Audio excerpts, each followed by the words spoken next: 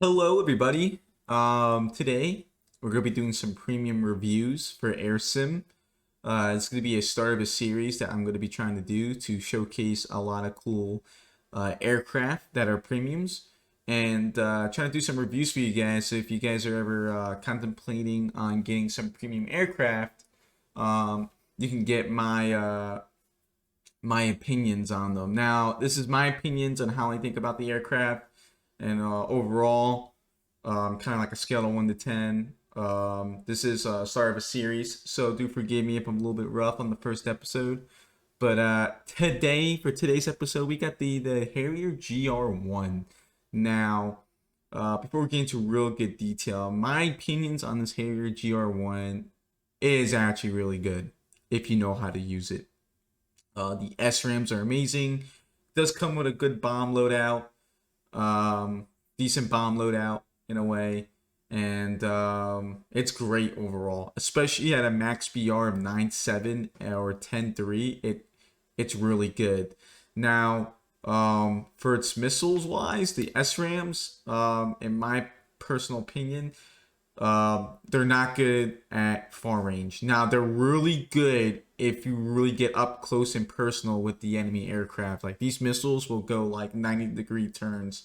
Like it's really nuts on how these missiles really pull, man. That is the perk about this plane is once you're in close quarters range with another enemy aircraft, they're done. Like it's straight. You just have to get that missile on there, and it's like a 50-50 that missile's gonna hit. So let's take a look real quick at the loadouts real quick that this Harrier GR1 comes with. Now it's about 9k GE. I believe we're gonna see that when we pull up the information, but it comes with 4 SRAMs, which is freaking great to be real. You know, it's probably get about, if you're really smart with it, about 2 to 4 kills if you play it right. Comes with some drag shoot bombs, 4,000 pounds. We got about 4,000 pounds, 4,000 in total, so it's 4 1,000. Sorry about that, and 3 1,000s.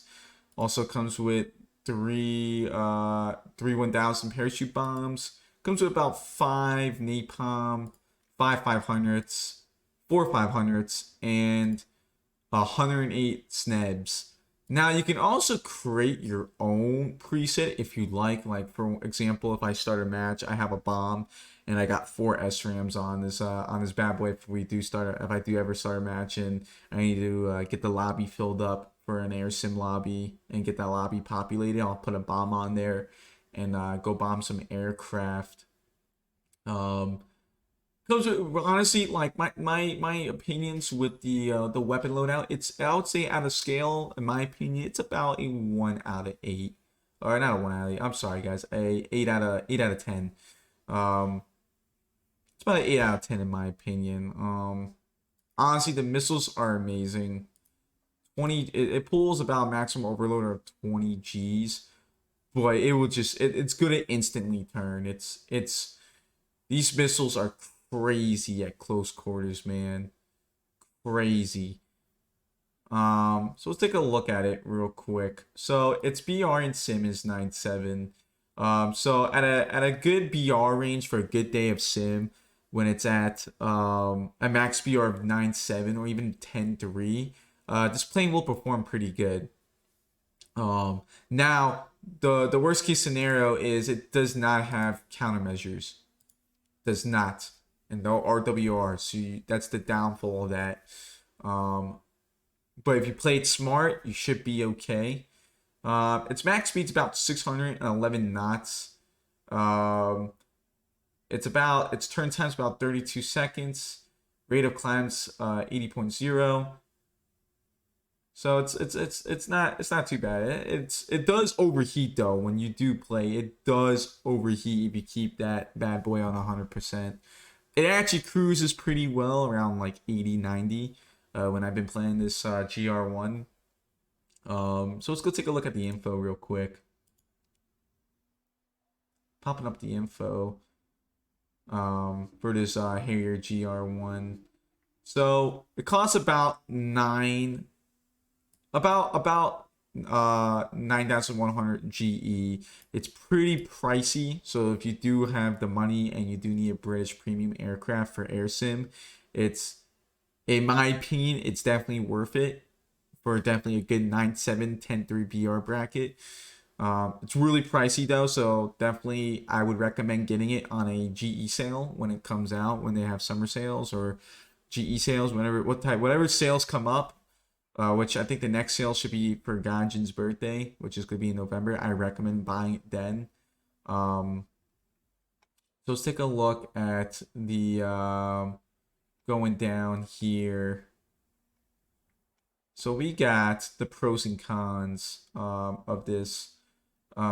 Exceptional thrust to weight ratio. High altitude climb is achieved with ease. Extremely good acceleration. Thrust vectoring VTOL aircraft. We're not really caring about ground RB.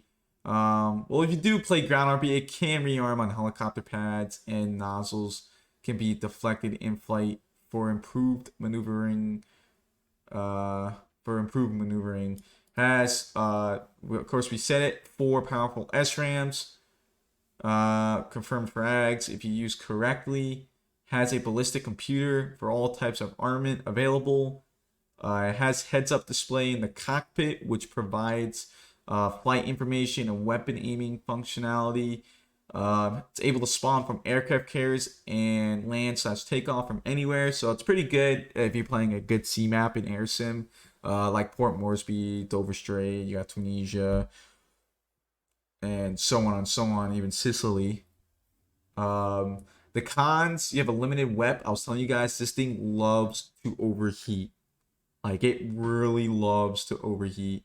Limited WEP durations, like 90 seconds. Although deflecting nozzles is flight can help with maneuverability, doing so bleeds a lot of speed. It does have a weak engine. It's weaker than any other later Harriers. Countering SRAAMs is possible with flares and about outrunning them. That's why I tell you guys, when you're firing these SRAAMs, you gotta get up and close and personal with the enemy aircraft that you're fighting. Once you're in that kill zone range, when you're really up and close, like I would say in air sim, like 1 km, like you want to be at least 1 km, like shotgun range, and then fire your SRAAM, because that SRAAM is gonna hit that target. It's like a 50-50 that SRAM's gonna hit that target depending on how hard that dude's pulling. It has no radar, no RWR. Won't easily notice incoming planes and missiles. And the big thing I was telling you guys is no countermeasures. Let's talk a little bit about the history here. The Harrier GR1 was the first operational version of the Harrier jump jet, an iconic family of vertical/short takeoff and landing. Fighters developed by the UK in the 1960s, developed from the P.1127, a prototype aircraft demonstrating vertical takeoff and landing capabilities. The Harrier was the first VTOL aircraft to enter service in the world. The GR1 was initial production version of the Harrier, totaling 60 aircraft. The aircraft was highly successful and heavily modified variants of the Harrier remain in service today. So that's a little bit of the history about it. So that's about the history of it. Overall, for air sim with a max BR of 9.7 or 10.3 BR rotation day, the rate on this plane, I would rate it myself, is 8 out of 10. When I first bought this aircraft, I didn't like it because I did not know how to use it. But someone has taught me how to use it. And the biggest advice, if I were to tell you guys, if you are going to buy this GR1, is remember, this Harrier is a close quarters Harrier. SRAMs are fucking great.